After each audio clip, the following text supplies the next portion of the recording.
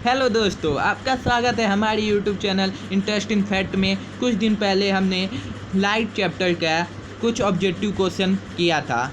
अब हम उसके आगे का ऑब्जेक्टिव क्वेश्चन करेंगे। ये सेकंड पार्ट है। इसके फर्स्ट पार्ट में आप लोग जाके पहले देख लीजिएगा, फिर ये सेकंड पार्ट देखिएगा तो ज़्यादा आपको समझ आएगा। आइए देखते हैं। किसी लेंस के आवर्धन का सूत्र है। ऑप्शन ए है V/U, ऑप्शन बी है -V/U, ऑप्शन सी है U/V और ऑप्शन डी है -U/V। तो इसका राइट ऑप्शन सब जानते होंगे। यम इक्वल टू होता है VI/O और ये बराबर होता है V/U के। यहाँ पे I होता है प्रतिबिंब की लंबाई और O होती है वस्तु की लंबाई। और यहाँ पे V जो होता है वह वस्तु से दर्पण से लेंस से प्रतिबिंब की दूरी और U होता है लेंस से वस्तु की दूरी। तो ये क्लियर हो गया होगा ये क्वेश्चन आप लोग को। इसका राइट ऑप्शन जो होगा वो ऑप्शन ए इसका राइट होगा। अब हम इसके दूसरे क्वेश्चन पे चलते हैं। यदि वायु के सापेक्ष कांच का अपवर्तनांक 1.5 हो तो कांच के सापेक्ष वायु का अपवर्तनांक होगा। तो ये हम जानते हैं, इसे लगाने का फॉर्मूला। कांच के सापेक्ष वायु का अपवर्तनांक पूछा है तो आइए निकालते हैं इसे। n हो जाएगा यहाँ पे g, यानी कि कांच के सापेक्ष, पहले वायु के सापेक्ष कांच का अपवर्तनांक दिया 1.5, तो वायु के सापेक्ष कांच का अपवर्तनांक दिया है 1.5 और हमें निकालना क्या है, कांच के सापेक्ष वायु का अपवर्तनांक, मतलब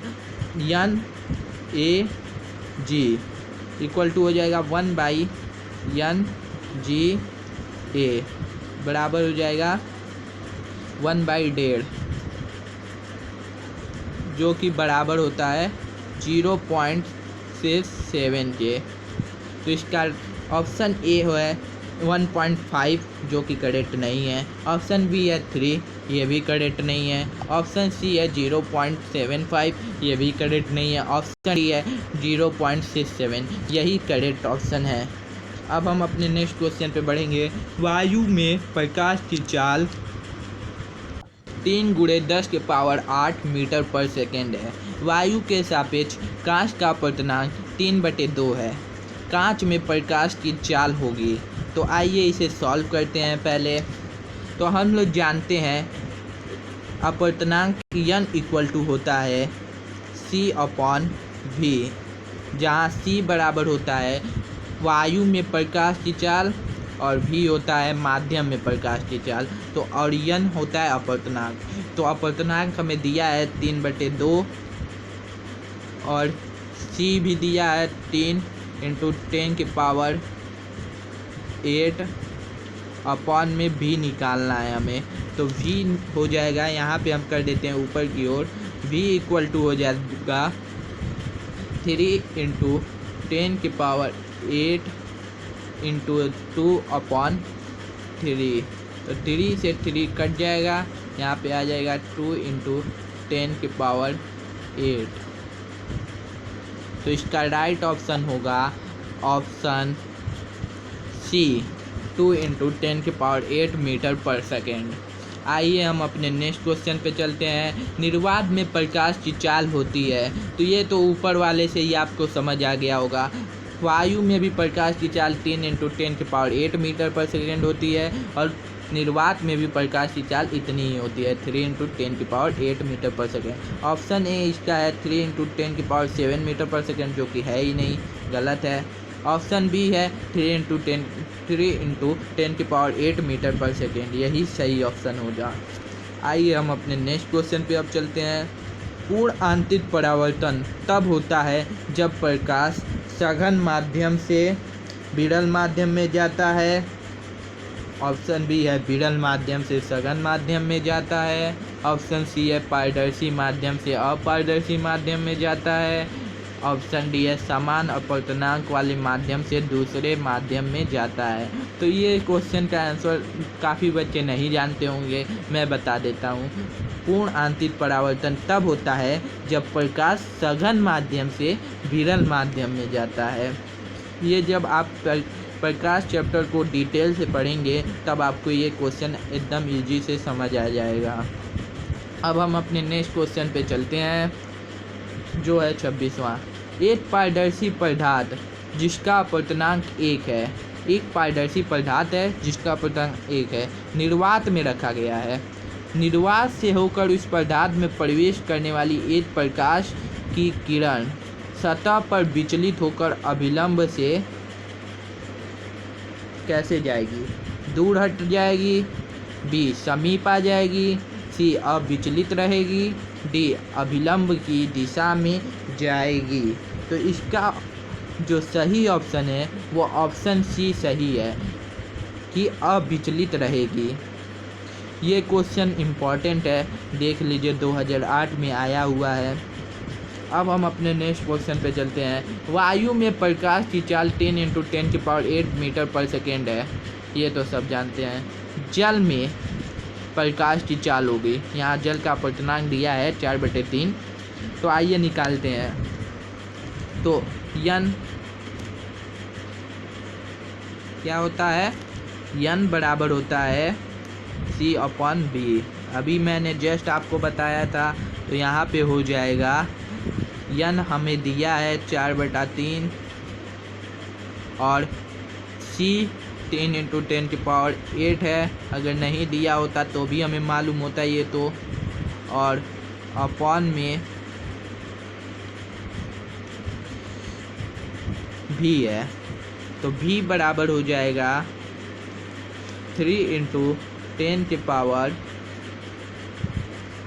8/4 × 3। तो यहाँ पे 3 × 9 हो जाएगा, तो 9/4 × 10⁸ 8। इसे आप लोग सॉल्व करेंगे तो इसका राइट ऑप्शन ए जो है वही आ जाएगा, यानी कि इसका आंसर आएगा 2.25 × 10⁸ मीटर पर सेकेंड। अब हम अपने नेक्स्ट क्वेश्चन पे चलते हैं। वायु एक सघन माध्यम की सतह के समांतर आपतित किरण के लिए माध्यम में आपतन कोण होगा। तो इसका ऑप्शन है क्रांतिक कोण से कम, ऑप्शन बी है क्रांतिक कोण से बराबर, ऑप्शन सी है क्रांतिक कोण से अधिक, ऑप्शन डी है ठीक 90 डिग्री। तो इसका राइट ऑप्शन जो होगा वो ऑप्शन बी राइट होगा, क्रांतिक कोण के बराबर। नेक्स्ट क्वेश्चन पे चलते हैं, क्वेश्चन नंबर 29। लेंसों का सूत्र क्या है? तो ये तो सब बच्चे लगभग जानते ही होंगे कि लेंसों का सूत्र क्या होता है। दर्पण का सूत्र क्या होता है आप लोग जानते हैं? दर्पण का सूत्र चलिए मैं पहले बता देता हूँ, फुल लेंस का बताता हूँ। दर्पण का सूत्र होता है 1/f = 1/u + 1/v, या तो इसे ऐसे भी लिख सकते हैं 1/f = 1/v + 1/u। और लेंस का जो सूत्र होता है वो होता है 1/f = 1/v -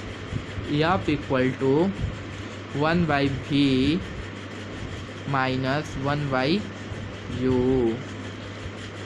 तो इसका राइट ऑप्शन जो है, इसका राइट ऑप्शन ए है, 1/v - 1/u = 1/f ही इसका राइट ऑप्शन हो जाएगा। अब हम अपने नेक्स्ट क्वेश्चन नंबर 30 पे चलते हैं। कौन से लेंस की क्षमता ऋण होती है? तो ऑप्शन है उत्तल, ऑप्शन बी है अवतल, ऑप्शन सी है उपरोक्त दोनों, और ऑप्शन डी है कोई नहीं। क्वेश्चन ध्यान से पढ़िए, कौन से लेंस की क्षमता ऋण होती है? तो इसका राइट ऑप्शन जो हो जाएगा अवतल लेंस। जी हाँ, अवतल लेंस की क्षमता ऋण होती है, क्योंकि इसकी फोकस दूरी भी ऋण ही होती है, तो क्षमता भी तो ऋण ही हो गई, क्योंकि P indirectly proportional to F होता है, तो एफ जब ऋण होगा तो पी भी ऋण ही होगा। यदि कोई वस्तु एक उत्तल लेंस के सामने 2f दूरी पर रखी हो तो लेंस से उसके प्रतिबिंब की दूरी होगी तो आइए इसका ऑप्शन देखते हैं। ऑप्शन ए है लेंस के फोकस पर, ऑप्शन बी है लेंस से 2f दूरी पर, ऑप्शन सी है लेंस से f तथा 2f के बीच, ऑप्शन डी है 2f से अनंतता के बीच। क्वेश्चन क्या था? उत्तल लेंस से किसी वस्तु का वास्तविक उल्टा तथा बड़ा प्रतिबिंब। आई एम सॉरी, हमने शायद दूसरा क्वेश्चन देख लिया। क्वेश्चन नंबर 31 हम देख रहे थे। इसका ऑप्शन क्वेश्चन फिर से पढ़ देता हूँ मैं। यदि कोई वस्तु एक उत्तल लेंस के सामने 2f दूरी पर रखी हो तो लेंस से उसके प्रतिबिंब की दूरी होगी। ऑप्शन ए है f, ऑप्शन बी है 2f, ऑप्शन सी है अनंत और ऑप्शन डी है 2f से अनंत के बीच। तो ये तो सब बच्चे जानते ही होंगे जिन्होंने प्रकाश का चैप्टर का अच्छे से अध्ययन किया होगा कि 2f दूरी पर रखने पर लेंस, उत्तल लेंस के सामने 2f दूरी पर वस्तु रखने पर तो उसका प्रतिबिंब भी 2f पर ही बनता है। तो 2f जो होगा option number B is right. अब हम अपने नेक्स्ट क्वेश्चन 32वें पे चलते हैं। उत्तल लेंस से किसी वस्तु का वास्तविक, उल्टा तथा बड़ा प्रतिबिंब बनने के लिए वस्तु को रखना चाहिए। ऑप्शन ए है लेंस से फोकस पर, ऑप्शन बी है लेंस से 2f दूरी पर, ऑप्शन सी है लेंस से f तथा 2f के बीच, ऑप्शन डी है 2f से अनंतता के बीच। क्वेश्चन क्या था? वस्तु का वास्तविक, उल्टा व बड़ा प्रतिबिंब बनाना है ना। वास्तविक भी बनाना है, उल्टा भी बनाना है और बड़ा भी। तो ये तो एक ही में हो सकता है कि लेंस से f तथा 2f के बीच जब वस्तु को रखेंगे तभी बन पाएगा वास्तविक, उल्टा तथा बड़ा प्रतिबिंब। 33 क्वेश्चन पे चलते हैं। निम्न में से किसके सामने रखी वस्तु का प्रतिबिंब सदैव सीधा, आभासी तथा छोटा बनता है? तो इसका ऑप्शन ए है उत्तल लेंस, ऑप्शन बी है अवतल लेंस, ऑप्शन सी है अवतल दर्पण और ऑप्शन डी है समतल दर्पण। तो इसका राइट ऑप्शन जो होगा वो अवतल लेंस। अवतल लेंस के सामने रखी वस्तु का प्रतिबिंब सदैव सीधा, आभासी और छोटा बनता है। ये भी क्वेश्चन 2012 में आ चुका है और इससे पहले जो हम लोग 31वां क्वेश्चन देखे थे वह 2011 और 16 में आया था। तो ये भी इम्पोर्टेंट है। और इससे पहले वाला मैं बता दूं, अगर एक मुझसे छूट गया था, वायु क्वेश्चन नंबर 28 जो 2016 में आया था। ये भी बहुत ज़्यादा इम्पोर्टेंट है। जो इम्पोर्टेंट है वो उसके पीछे ये डेट लिखे रहते हैं कि किस साल पूछा गया। तो ये आपको ध्यान दे के इस पे तैयार करना है इन सबको। आगे चलते हैं हम लोग क्वेश्चन नंबर 34 पे। किसी वस्तु का अवतल लेंस द्वारा बना प्रतिबिंब सदैव होता है। अवतल लेंस द्वारा बना प्रतिबिंब, अभी हमने देखा कि अवतल लेंस के सामने रखी वस्तु का प्रतिबिंब सदैव सीधा, आभासी और तथा छोटा बनता है। यही क्वेश्चन घुमा के हमसे पूछ दिया गया है, किसी वस्तु का अवतल लेंस द्वारा बना प्रतिबिंब सदैव होता है। तो ऑप्शन ए है आभासी, सीधा और बड़ा, ये गलत हो जाएगा। ऑप्शन बी है आभासी, सीधा व छोटा, तो यही सही ऑप्शन होगा। अब हम अपने नेक्स्ट क्वेश्चन पे चलते हैं। एक उत्तल लेंस की फोकस दूरी 20 सेंटीमीटर है, इसकी क्षमता होगी।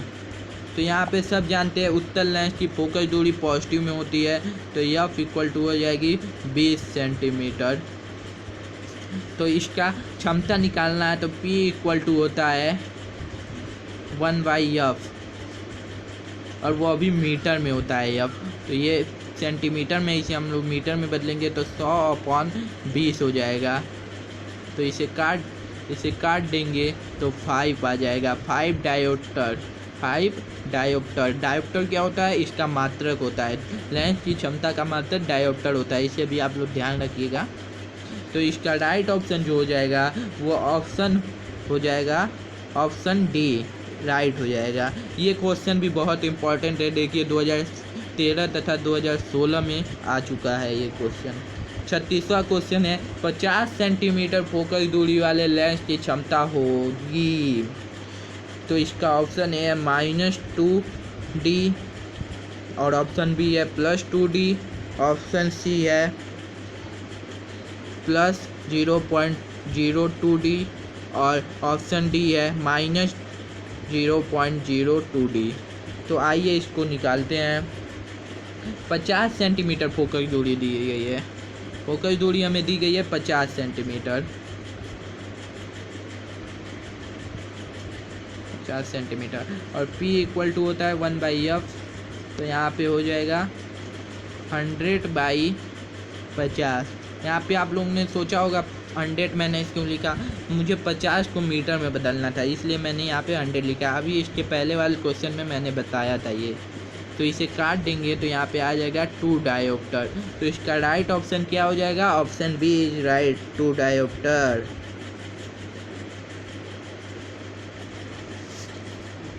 अब हम अपने नेक्स्ट क्वेश्चन पे चलते हैं।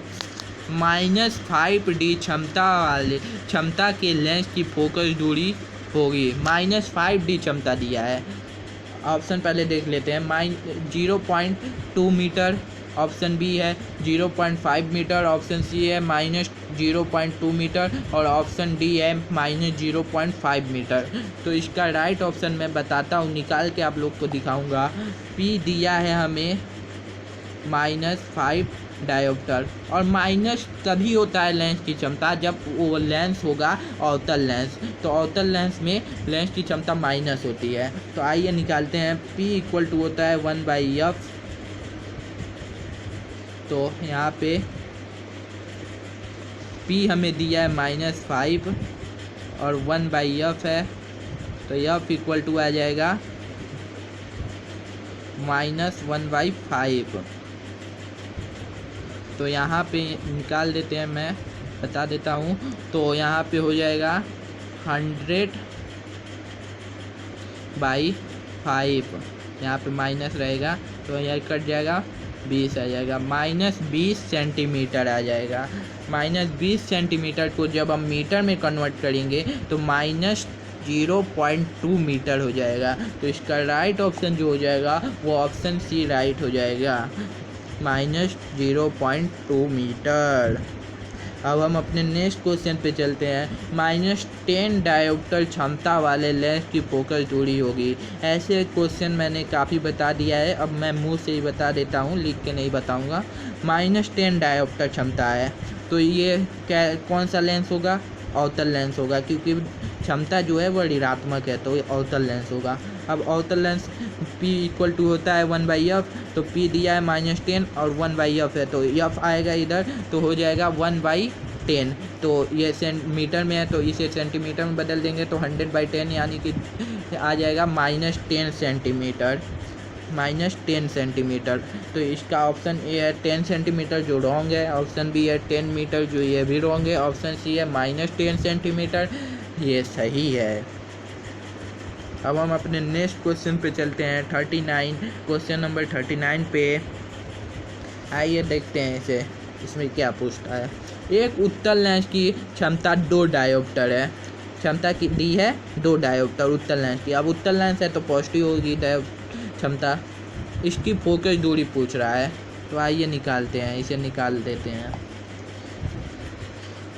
P दिया है 2 डायोप्टर और f निकालना है। तो P इक्वल टू होता है 1/f। यहाँ पे P दिया है हमें 2 और 1/f।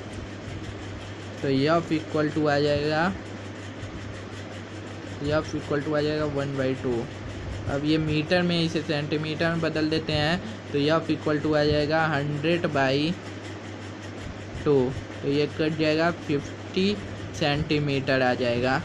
कितना आ जाएगा? 50 सेंटीमीटर। तो इसका राइट ऑप्शन जो होगा वो ऑप्शन बी इसका राइट होगा, 50 सेंटीमीटर। अब हम अपने नेक्स्ट क्वेश्चन पे चलते हैं।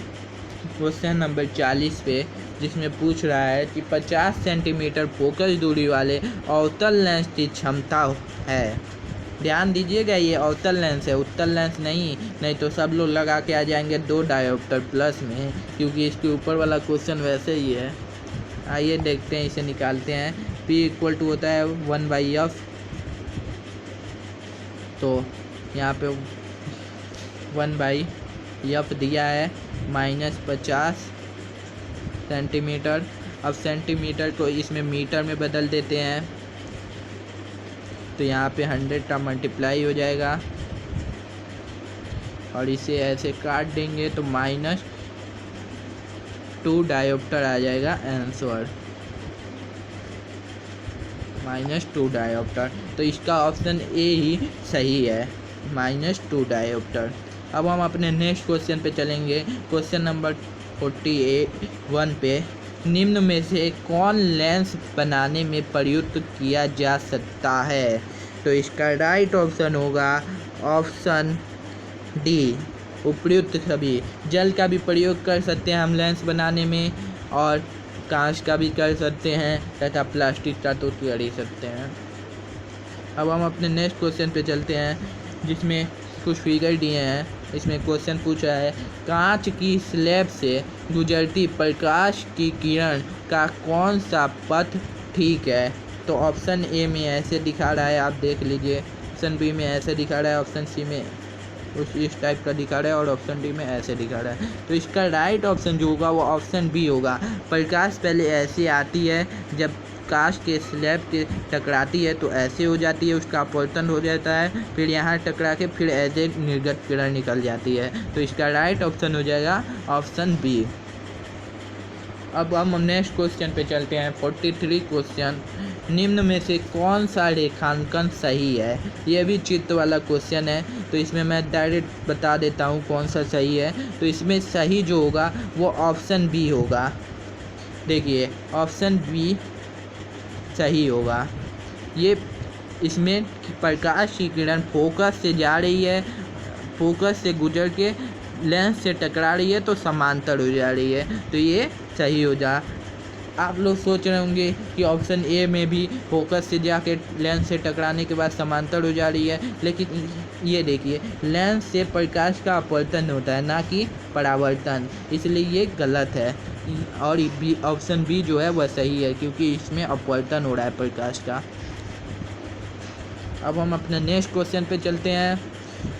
आपको जल, सरसों का तेल, ग्लिसरीन और केरोसिन दिया गया।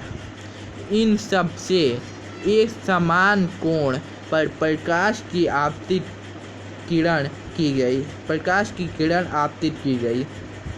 किस माध्यम में किरण अधिकतम झुकेगी? तो इसका ऑप्शन ए है केरोसिन, ऑप्शन बी है जल, ऑप्शन सी है सरसों का तेल, ऑप्शन डी है ग्लिसरीन। तो इसमें राइट ऑप्शन वही होगा जो ज़्यादा सघन होगा, मतलब जिसमें अणुओं की संख्या ज़्यादा पास पास होगी, मतलब जो ज़्यादा सघन होगा। तो इसका राइट ऑप्शन हो जाएगा ग्लिसरीन, क्योंकि ग्लिसरीन जो है वो ज़्यादा सघन है, एक तरफ का वो जेल होता है ग्लिसरीन, तो उसमें अणुओं की संख्या बहुत पास पास होती है, इसलिए ये सही हो जाएगा। अब हम अपने नेक्स्ट क्वेश्चन पे चलते हैं। क्वेश्चन नंबर 45 पे, जिसमें पूछा गया है टॉर्च, सर्च लाइट और वाहनों के अग्रदीप में बल्ब लगाए जाते हैं। ऑप्शन ए है परावर्तक के ध्रुव व फोकस के बीच, ऑप्शन बी है परावर्तक के फोकस के बहुत निकट, ऑप्शन सी है परावर्तक के फोकस और वक्रता केंद्र के बीच, ऑप्शन डी है परावर्तक के वक्रता केंद्र पर। तो इसका राइट ऑप्शन जो हो जाएगा वो हो जाएगा परावर्तक के फोकस के बहुत निकट, यानी कि ऑप्शन बी इसका राइट है। अब हम अपने नेक्स्ट क्वेश्चन पे चलते हैं। क्वेश्चन नंबर 46, ये हमारा लास्ट क्वेश्चन है आज का। अब हम इसके बाद ये क्वेश्चन कराएंगे, उसके बाद जब नेक्स्ट वीडियो मेरा आएगा तो उसमें हम बायोलॉजी के फर्स्ट चैप्टर का ऑब्जेक्टिव क्वेश्चन देखेंगे। आइए पहले इसे ख़त्म करते हैं। वाहनों में पक्ष दृश्य के लिए समांतर कौन सा दर्पण उपयोग किया जाता है? ऑप्शन ए है समतल, ऑप्शन बी है उत्तल, ऑप्शन सी है अवतल, ऑप्शन डी है या तो समतल या तो अवतल। ये तो अधिकांश बच्चे इसका आंसर जानते होंगे। इसमें ऑप्शन बी जो है वह सही होगा। इसमें उत्तल दर्पण का प्रयोग किया जाता है, पक्ष दृश्य के लिए समांतर उत्तल दर्पण का प्रयोग किया जाता है। आपको ये वीडियो अच्छा लगा तो लाइक और शेयर करें, तथा ऐसे ही वीडियोस को पाते रहने के लिए हमारे चैनल को सब्सक्राइब करें और बेल आइकन पर क्लिक कर दें। चलिए मिलते हैं अब नेक्स्ट वीडियो में। Thank you so much.